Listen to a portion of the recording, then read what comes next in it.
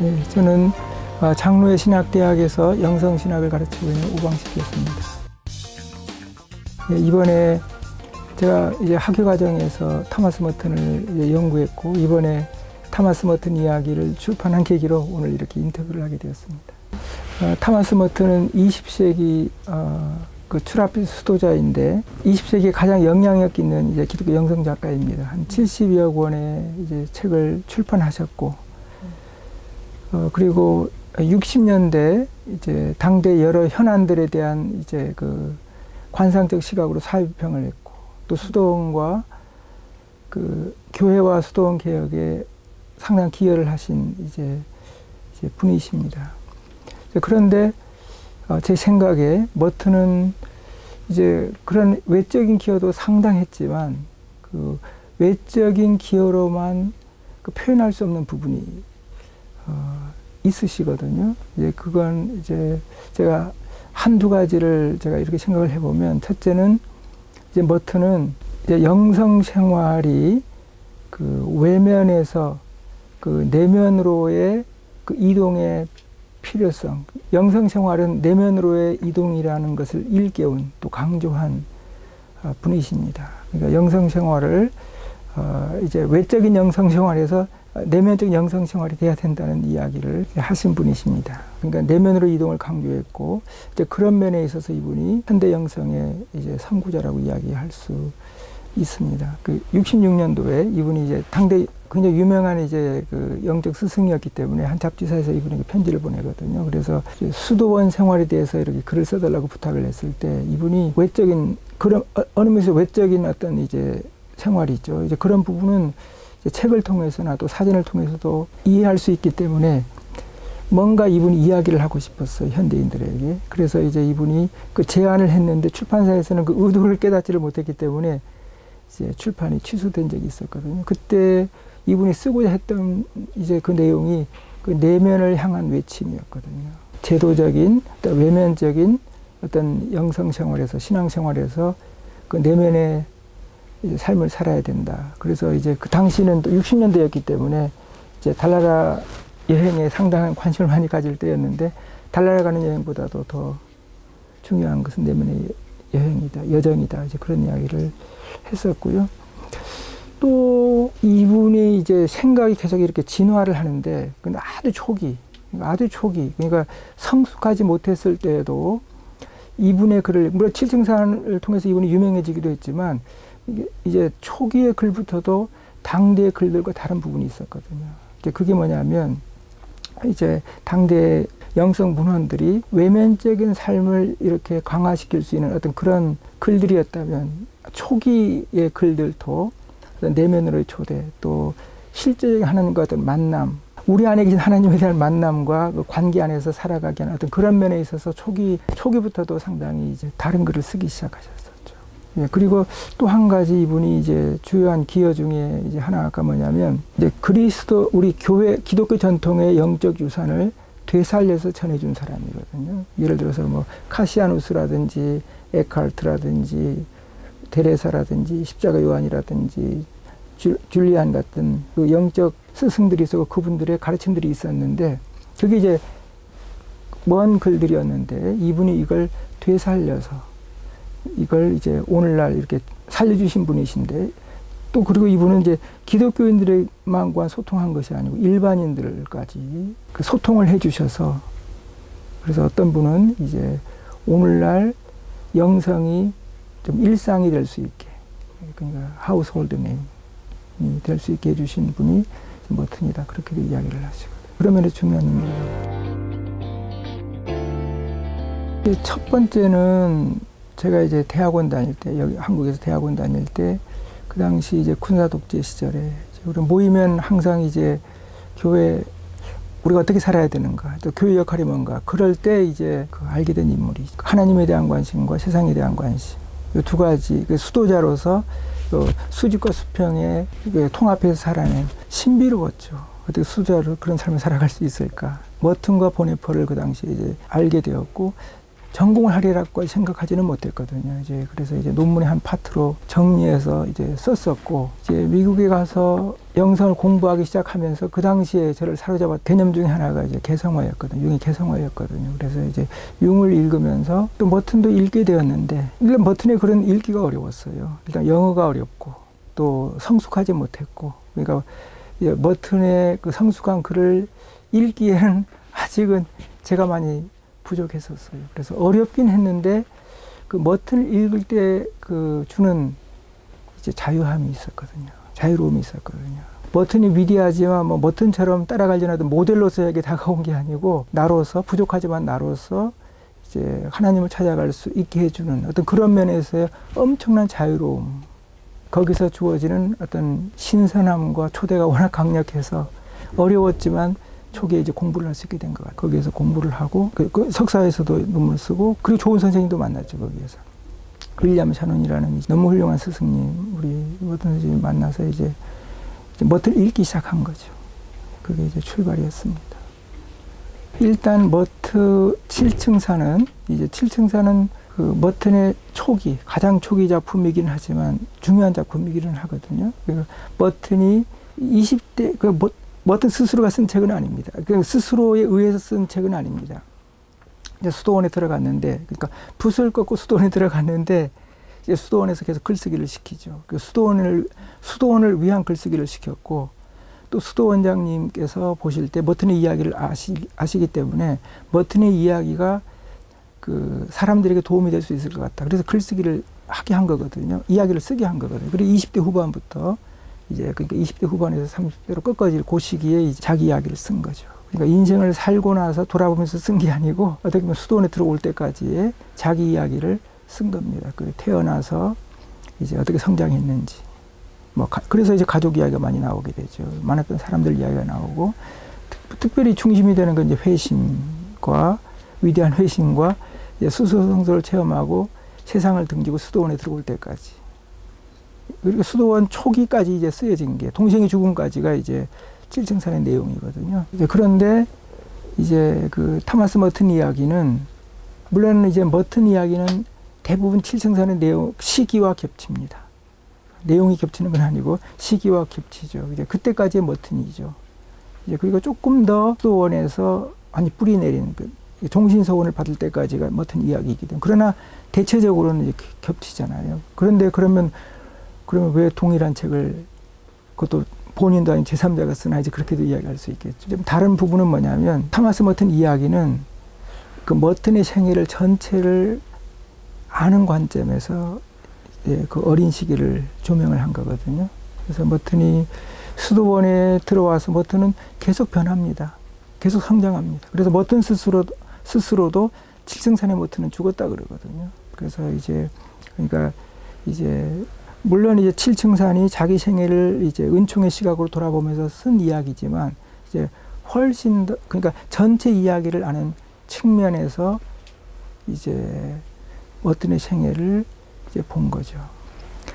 그런데 다시 또, 그러면 어떻게, 그럼 또 우리가 이제 이 두 가지를 같이 놓고 볼 수 있냐면, 7층산이 어떻게 쓰여졌는지를 보는 게 도움이 되거든요. 7층산을 쓸 때, 첫째는 7층산에는 일단 세 개의 그 관점이 이렇게 있다고 볼 수 있거든요. 첫째는 실제적인 머튼의 삶입니다. 머튼의 경험입니다. 실제적인 머튼의 삶이 있고, 두 번째는 이제 많은 이야기 가운데, 복음서도 그러듯이 또 어떤 사람이 자기 생애를 볼 때도 마찬가지일 것 같거든요. 이제 많은 이야기에서 끄집어내어서, 기억 속에서 끄집어내어서 자기 이야기를 구성을 하잖아요. 이제 7층산도 마찬가지죠. 많은 이야기가 있었는데 의미 있다고 생각되는 부분들을 이렇게 선별해서 쓴 거죠. 그리고 이제 결국 기본적인 건 뭐냐면, 이제 그 7층산 내부 표지에 이런 이야기가 나오거든요. 누가복음 3장 말씀. 이 돌들로 아브라함의 자손이 되게 하리라. 물론 예수님은 다른 맥락에서 이야기를 하셨겠지만, 이제 머튼도 자기는 돌 같던 사람인데 은총이 나를 만드신다. 그러니까 하나님이 나를, 이 모든 것들을 통해서 나를 만드셔 간다는 관점이, 그러면서 은총의 시각이죠. 이제 그래서 그런 관점에서 이야기를 쓰는데, 그런데 이제 한 가지 관점은 뭐냐면, 이제 그렇더라도 머튼의 관점은 가수도원에 들어간 젊은 수도승의 관점이거든요. 그 젊은 수도승이 자신의 과거를, 또 자신의 연약함을 또 죄악된 삶을 어떻게 바라보는지. 그래서 굉장히 사실은 자기 자신에게 좀 혹독하거든요. 이제 그런 이제 수독성의 관점에서 이제 글을 쓰고 있는데 머튼은 계속 성장합니다. 물론 은총의 시각으로 바라본다고 하지만 뒤에는 물론 초기에도 머튼의 하나님은 사랑의 하나님, 자비의 하나님이시지만 후기에는 훨씬 더 하나님에 대한 경험이 하나님의 마음, 훨씬 더 깊어진 마음이죠. 훨씬 더 긍휼의 시각으로 자기를 보게 되고 또 자신의 연약함을 바라볼 수 있게 되거든요. 그래서 저는 이제 전체 머튼의 생을 아는 관점에서 이제 머튼의 삶을 보는 거죠. 특히 저 같은 경우에는 우리나라도 그렇지만 우리나라는 뭐 머튼에 대한 이제 연구서들이 이제 많이 나와 있지 않은 편이지만 이제 나오기 시작하고 이제 또 전공자들이 나오시기 때문에 좋은 책들이 나오시겠죠. 이제 또 나오기 시작하고 이제 그런 시기지만 해외에는 머튼 문헌들이 많이 나와 있잖아요. 근데 이제 전반기 생애를 세밀하게 또 제시한 책도 없는 것 같거든요. 왜냐하면 대체적으로 전반기 생애를 이야기를 하게 되면 이제 회심과 수도성소에 집중되어져 있고 전반기 자체만 이렇게 의미부여를 해서 이렇게 이제 쓰거나 이제 그러지는 않거든요. 그런데 저는 기본적으로 갖는 생각이 전반기의 모든 삶의 경험 하나하나가 머튼을 머튼되게 한 거죠. 이제 그런 의미에서 머튼의 그 생애를 비교를 할 수가 있는 거죠. 머튼이 어떤 경험이 어땠고 머튼이 어떻게 보고 있고 전체적인 시각에서 그러니까 머튼이 이야기해주는 그 시각을 통해서 어떻게 또 볼 수 있는지 그러면서 머튼을 더 잘 이해할 수 있고 또 그리고 이제 그러면서 자연스럽게 자기 이야기도 만날 수 있다는 생각이 들거든요. 예를 들어서 이제 그 헬리나 오웬이 쓴 탕자의 귀향 같은 데도 보면 이제 원래는 복음서가 있었겠죠. 그 복음서를 보고 렘브란트가 그림으로 그걸 이제 그려내고 나우엔이 그걸 바라보는 시각이 어쩌면 머튼 이야기 같은 시각일지도 모르죠. 그림을 그리는 것이 책으로 써내는 것이라면 다시 그것에 대한 해석이 이제 나우엔의 이야기일 수 있겠고 그리고 그걸 바라볼 때 자기 이야기가 또 만나는 거잖아요. 복음서가 있고 그림이 있고 또 탕자의 귀향이 있고 그걸 읽으면서 자기 이야기가 이렇게 만날 수 있게 하는 것처럼 새롭게 자기를 만나는 어떤 여정으로 가질 수 있도록 읽는 것이 아마 필요하지 않을까 도움이 되지 않을까 그런 생각이 듭니다. 또 그런 면에 도움을 줄 수 있지 않을까 그런 생각이 듭니다. 일단은 제 생각에 이제 그러니까 하나님이 그들을 이제 통해서 머튼이라는 인물을 만들어 가셨는데 또 다르게 보면 그들이 머튼을 만들어 간 거잖아요. 1차적으로. 머튼이 이제 기록한 사람들은 머튼에게 소중했던 분들이시거든요. 또 그 이전에 더 이제 그 디테일하게 쓴 것은 뭐냐면 머튼에 대한 정확한 또 정보를 주고 싶은 것도 있었어요. 그래서 앞으로도 계속해서 이제 머튼의 글을 이제 읽는 분들이 지금만이 아니고 언제라도 이 책을 소중한 자료로 어쨌든 출발하는 자료로 사용할 수 있으면 그래서 이제 정확한 정보를 이제 주려고 했던 어떤 그런 부분들이 있었고 그리고 이제 들어오면 이제 그분들이 머튼을 형성하는 데 중요한 분들이셨고 또 하나는 단순히 그분들에 대해서 이렇게 객관적으로 쓴 게 아니고 결국은 뭐냐면 머튼이 어떻게 그들을 기억하느냐에 대한 부분들이거든요. 그런 면에서 어떻게 머튼이 그분들을 바라보고 있는지에 대한 부분들. 예를 들어서 사람들이 죽음에 대해서도 여러 사람의 죽음이 나오죠. 어머니의 죽음이 나오고 아버지의 죽음이 나오고 외할아버지 죽음이 나오고 모두 고모 할머니의 죽음이 나오고 동생의 죽음이 나오잖아요. 근데 하나하나가 머튼이 기억하는 것들이 다른 것 같거든요. 그런 것들을 잘 들여다보았는데 어머니의 죽음일 때는 머튼이 생생하게 기록을 하잖아요. 그런데 머튼이 죽음을 대면하지를 못하잖아요. 그러면 기억이 안 나야 되는데 너무 그날의 기억이나 분위기에 대해서는 기억은 너무 생생한 거예요. 어제 일처럼 기억은 생생한데 전혀 다루지를 못하거든요. 그 아버지의 죽음일 경우에는 굉장히 분노하는 머튼을 볼 수가 있고 또 모두 할머니의 죽음에서는 굉장히 어떤 상실감을 경험하고 있고 할아버지가 돌아가실 때는 그냥 무너져 버리잖아요. 그런데 이제 동생의 죽음에 대해서는 조금 이따 언급을 하려고 하는데 굉장히 동생의 죽음인 경우는 정말로 애도하는 것 같거든요. 어떻게 기억하느냐 하는 어떤 그런 부분들이고 그런 관점에서 이렇게 적어보았고요. 또 하나 그 생애를 또는 관계를 사건들을 이렇게 유심히 그러니까 전체적으로 들여다보는 이유 중에 하나는 뭐냐면 특히 칠증산 같은 경우 칠증산을 볼 때는 회심만 주로 들여다보았거든요. 회심과 수도성소 20세기 고백록이라고 이야기하기도 하고 그래서 회심을 정점으로 보는 거죠. 어머니의 죽음은 전혀 감당할 수가 없었던 거죠. 생생하지만 전혀 감당할 수가 없었죠. 그리고 어머니는 머튼에게 평생 영향을 미쳤거든요. 사실은 제가 언급할 수는 없는데 머튼의 생애에 있어서 굉장히 어렸을 때 돌아간 어머니의 죽음이 머튼에게 지속적으로 영향을 미칩니다. 머튼의 성숙을 이야기를 할 때, 그래서 제가 서론 부분에도 언급을 했잖아요. 그러니까 여기 언급할 수는 없고, 어쨌든 그러나 전혀 다루지를 못하죠. 아버지 죽음 이후에 머튼이 굉장히 분해하고, 그렇지만 충분히 다룰 수가 없죠. 10대 머튼이 아버지의 죽음을 다루지는 못하죠. 그러나 이제 인상적인 부분은 머튼이 아버지에 대한 기억이죠. 아버지는 머튼을 교회에 전혀 데리고 다니지 않아요. 두 분이 종교교육을 시키지는 않잖아요. 그러나 그럼에도 불구하고 머튼이 기억하는 아버지는 신앙의 사람이었죠. 유일하게 주변에 진정한 신앙의 사람이 또 아버지였다고, 그것도 굉장히 인상적이잖아요. 그래서 머튼의 기억 속에 있는 아버지는 돌아가시기 전에 이콘을 그리는 아버지였잖아요. 모두 할머니라고 하는 분은 머튼을 지극히 아껴주는 분이었어요. 그분의 상실은 그분과 함께 내가 묻혔다고 표현을 하니까. 그 외할아버지가 돌아가셨을 때는 머튼이 완전히 무너져 버리잖아요. 그러니까 어머니 죽음에도 건재하고 아버지 죽음에도 다 건재했는데, 외할아버지는 굉장히 색다른 인물이에요. 어머니 아버지처럼 정신적으로 또 영적으로 풍부한 분이 아니셨거든요. 부모님은 이제 영적으로 백만장자였다고 머튼이 표현을 하잖아요. 제도적이지는 않지만 이제 머튼이 생각하는 어떤 영적인 의미에서 부모님들은 영적인 백만장자였는데, 굉장히 외할아버지는 전형적인 미국인. 그래서 이제 가족 중심으로 또 열심히 일을 해서 자기와 또 주변을 위해서 살아가는 젠체도 하는 어떤 그런 인물이셨는데, 굉장히 머튼과는 색깔이 다르거든요. 분위기가 너무너무 다르지만 할아버지가 돌아가셨을 때는 머튼이 완전히 무너지거든요. 외할아버지가 무척 머튼을 사랑해 준 거죠. 머튼을 머튼되게 하는데 저는 그 외할아버지의 기여도 저는 엄청나다고 생각을 하거든요. 자기를 유일하게 지지하고 보호해주고 돌봐주는 그 할아버지 돌아가셨을 때는 머튼이 그냥 20대인데도 뛰지도 못하고 걷지도 못하고 거의 뭐 무너져 버리는, 그것도 인상적이에요. 근데 이제 동생의 죽음은 매우 다르죠. 머튼이 많이 변했고요, 성장했고요, 다룰 수 있게 되었고요. 또 이것도 수도자로서 또 애도하는 그런 측면도 있잖아요. 그래서 주님의 죽음과 동생의 죽음을 함께 묵상을 하면서 그리스도의 순환에 대해서도 깊게 이해를 하고, 또 동생의 죽음도 또 이렇게 승화시킬 수 있는 어떤 그런 머튼이 되었죠. 그런데 저는 회심이 중요하죠. 여정이 중요하긴 하지만 그 한 인간의 어떤 성장 변화라는 차원에서 보았을 때 중요하기는 하지만, 삶의 하나하나가 우리를 그러니까 우리를 변화시켜 나가는 것이고, 또 머튼에게 있어서도 사실은 초기의 회심이나 또 수도원에 들어가는 것이 전체 여정으로 보면 진정한 변화나 성숙의 확실한 출발 정도거든요.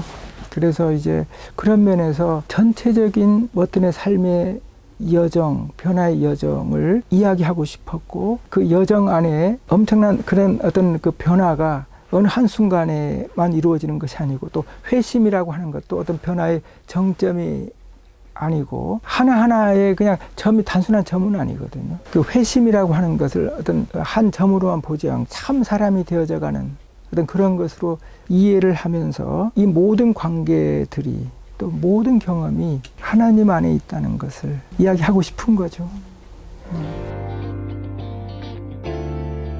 대학생 시절부터도 굉장히 그 비평적인 시각으로 그냥 냉소적으로 세상을 바라보는 그런 관점이 있었거든요. 그리고 세상에 대한 관심이 많았어요. 그러니까 어떻게 살아가야 되느냐 고민을 많이 했었고, 그래서 콜롬비아 대학 시절에 공산주의 운동에도 잠시 이제 그러니까 참여하기도 했었고, 그리고 이제 회심 이후에, 그리고 이제 대학 교수 시절 24살에 대학 교수가 됐으니까 대학 교수 시절에 그 캐서린 대훅이라는 기독교 사회 활동가를 알게 되어서, 사회 활동이 우리 기독교 신앙의 본질임을 머튼은 깨닫거든요. 그리고 또 캐서린 대훅 같은 경우에도 머튼이 워낙 이제 그 매력적인 젊은이였기 때문에 그 할렘으로 초대를 하거든요.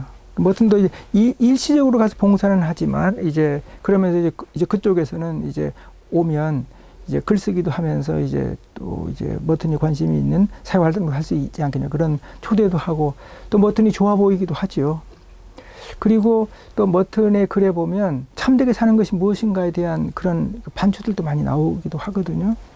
그런데 이제 할렘에서 활동 같은 것이 좋아 보이기는 했지만 머튼의 이제 끌림은 다른데 있었던 거죠. 그래서 이제 고독 속에서 하나님을 찾는 삶에 머튼이 매력을 느끼고, 가슴이 뛰는 것을 경험을 하면서 이제 할렘에서의 봉사도 좋아 보이기는 했지만 어떤 이제 소명 체험을 하게 된 거거든요. 수도원에 들어가게 되죠. 고독 속에 하나님을 찾는 삶을 머트는 이제 엄청나게 갈망하게 돼요. 세상을 등진다 그런 표현도 이제 하지만 그건 어떤 그 열망의 표현이고요. 또 어느 면에서는 또 머튼에게 있어서 약간 그런 것이 필요하기도 했었어요. 이탈을 통해서 이 기도와 고독 속에서 하나님을 찾는 어떤 그런 세상을 떠나 하나님께로 가는 것이 이제 잘못된 것은 아니지만 후기처럼 이렇게 통합된 견해를 갖지는 못했거든요. 세상과 수도원에 대한 약간 분리주의적인 어떤 그런 사고가 요 시기는 그러니까 아주 20대 중반의 젊은이였기 때문에 이런 사고를 이제 가지고 있었었고 그런데 머튼이 이제 수도원에 들어가서 이제 기도를 하면서 머튼이 변화되죠. 그러니까 일단 수도원에서 세상을 발견하고 또 수도원이 세상과 같은 곳이고 또 자기 안에 세상이 있고 또 간혹 이제 일이 있어서 수도원 밖에 나왔을 때 세상이 아름답고 예전에 세상을 아름답게 보지 못했던 것은 세상의 문제가 아니고 자기 문제인 것을 깨닫기도 하고 어떤 고독이 머튼을 변화시키죠. 그러니까 고독 속에서 하나님을 만났는데 이 하나님 체험이 그 결정적 체험을 하게 되거든요. 그게 이제 1958년에 루이빌 시내에 나왔을 때 요즘 우리 서울로 말하면 뭐 명동이라든지 성당 앞에 예를 들어 명동이라든지 아니면 코엑스 앞 같은 그 분주한 거리에서 하나님의 사람들을 바라보는 가운데 하나님의 그 임재 체험, 현존 체험을 하게 되거든요. 그러니까 하나님의 현존, 또 하나님 안에 있는 사람들, 또 하나님 안에서 사람들의 연대, 그리고 하나님 안에 있는 그 사람들의 그 아름다움을 머튼이 거의 신비적인 경험으로 하게 되죠. 그러면서 내가 이제 분리적인 이제 곳에서 어떤 분리된 존재로 거룩함을 추구하려고 하는 것은 잘못된 거구나. 그래서 이 그 분리의 잠에서 깨어나는 영적 경험을 심오하게 하게 되면서 자기에 대한 세상에 대한 물론 지금까지도 머튼이 많이 달라져 왔지만 이 경험이 머튼을 이제 변화시키죠.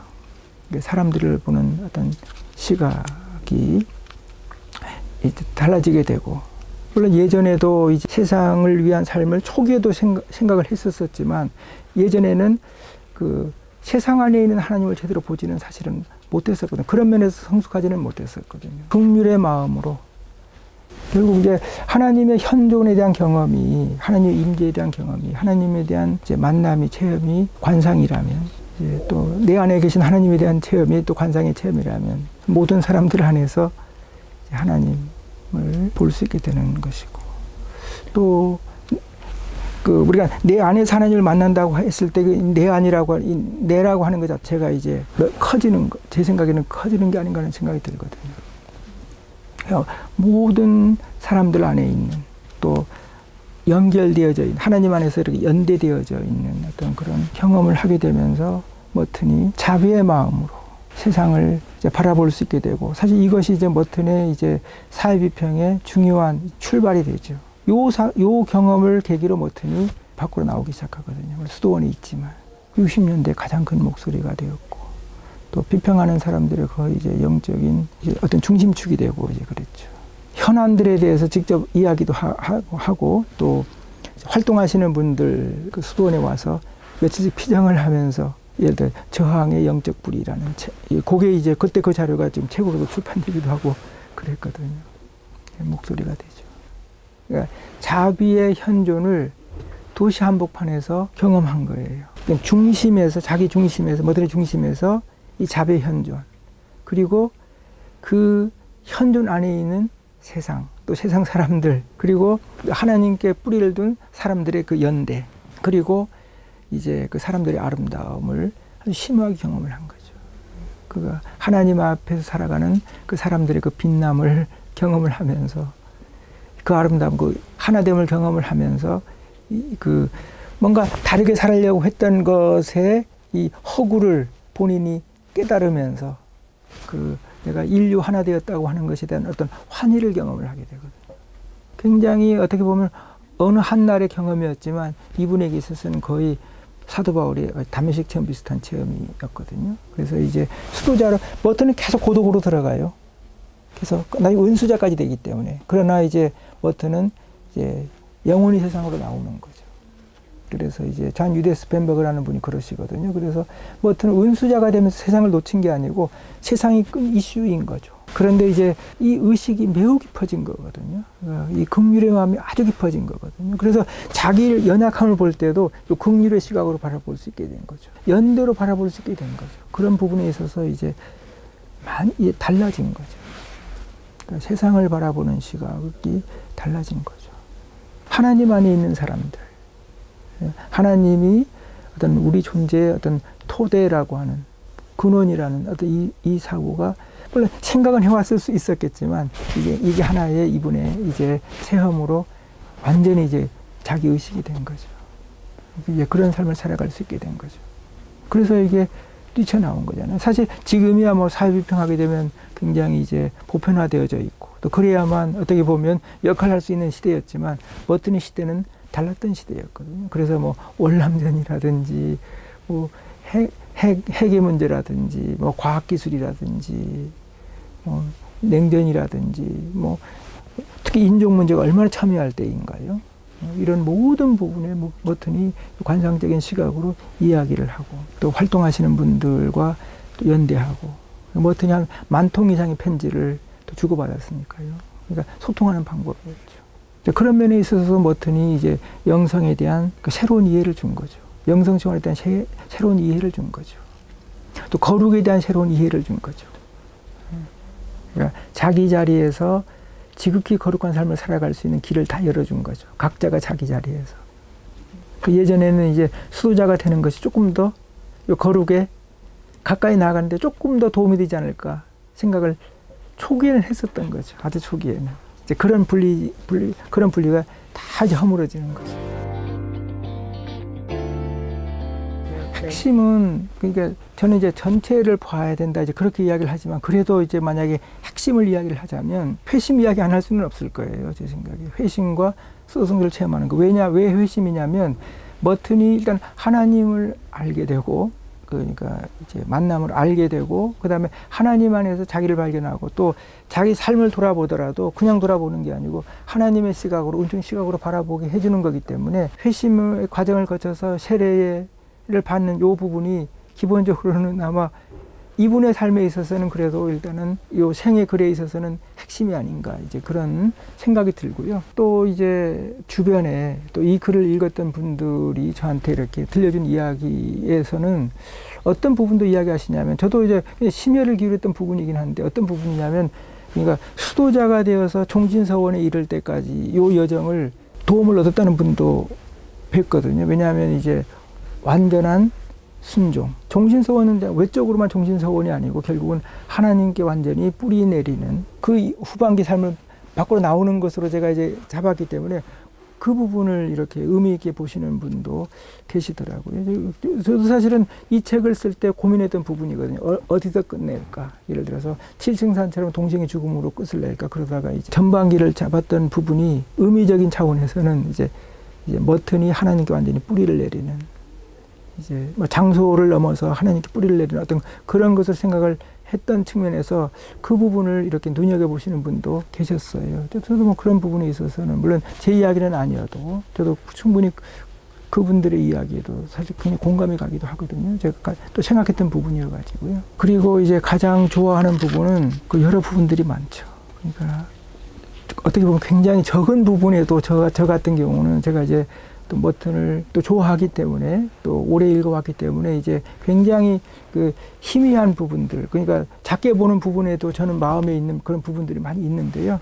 또 여기서 또 그런 이야기 할 수는 없고 딱 이제 하나를 뽑으라고 이야기를 하면 동생이 죽는 그 부분이에요. 그래서 아까도 이야기했지만 이제 어머니 죽음도 아버지의 죽음도 그 다음에 그 아버지의 고모 그 모두 할머니 죽음도 외할아버지 죽음도 충분히 애도하지는 못했던 것 같거든요. 동생의 죽음은 5사람의 죽음에서 동생의 죽음은 그 유일한 혈육인데 그 혈육조차도 전쟁에서 죽었기 때문에 그 동생의 죽음을 애도하는 이 부분이 제가 처음에 칠층산을 읽을 때 이 부분에서 얼마나 울었는지 모르거든요. 이 부분이 이제 죽는 부분을 좋아한다는 표현이 이상한데 어쨌든 이제 마음이 많이 남아있는 부분이죠. 그래서 이제 동생이 죽었다는 이야기를 듣고 마침 그 기간이 이제 그 고난 주간입니다. 주님의 이제 고난을 묵상하는 주간에 이제 또 동생의 죽음을 이제 애도하게 되죠. 그러니까 동생의 죽음과 그리스도의 죽음이 이렇게 같이 묵상할 수 있게 된 거죠. 동생의 죽음을 슬퍼하게 되고 또 동생의 죽음을 애도하면서 주님의 죽음을 이제 또 제 생각엔 이해할 수 있게 되고 아마 주님의 죽음을 깊게 이해할 수 있게 되었다는 것 자체가 아마도 그게 또 치유가 아닐까요? 제 생각에는요. 하여튼 이 두 가지가 이제 어우러져서 나온 시가 이제 이 시거든요. 제가 읽어주시면은. 네, 읽어볼게. 그리운 아우야, 내가 잠이 들지 못하면 나의 눈은 너의 무덤을 덮는 꽃. 내가 빵을 먹을 수 없다면 나의 단식은 내 죽은 자리에 버들가지 되어 살리라. 내 갈증은 가련한 여행자, 너를 위한 샘물이 되리라. 어디에 연기 자욱하고 황폐한 땅 어디에 내 가엾은 몸이 죽어 버려져 있느냐. 처절한 재난의 살풍경 속 어디에 너의 불행한 어리 길 잃고 헤맸더냐. 내 노동 안에 와서 안식처를 찾으렴. 내 슬픔 속에 와서 내 머리를 누이려무나. 차라리 내 살과 내 피를 팔아 너를 위해 푹신한 침대를 사거라. 내 숨결과 죽음을 팔아 너를 위해 영원한 안식을 사거라. 전쟁터에 모든 이가 사살되고 군대의 깃발이 먼지 속에 쓰러질 때 내 십자가와 내 십자가가 사람들에게 말하리라. 그리스도께서 너와 나를 위해 우리 각자를 위해 이 땅에서 죽으셨다고. 내 사월의 조난 속에 그리스도께서 살려되시고 내 봄의 폐허 속에 그리스도께서 슬피 우신다. 그 눈물의 보화가 뿌려져 벗없어 가냘픈 내 손에 들어가 너를 내 땅으로 도로 사오리라. 그 눈물의 침묵이 뿌려져 내 낯선 무덤 위에 종을 치리라. 듣고 오너라 그 종소리 너를 본향으로 부르고 있으니. 동생의 죽음과 이제 그리스도의 죽음을 이제 함께 이렇게 묵상한 시죠. 네.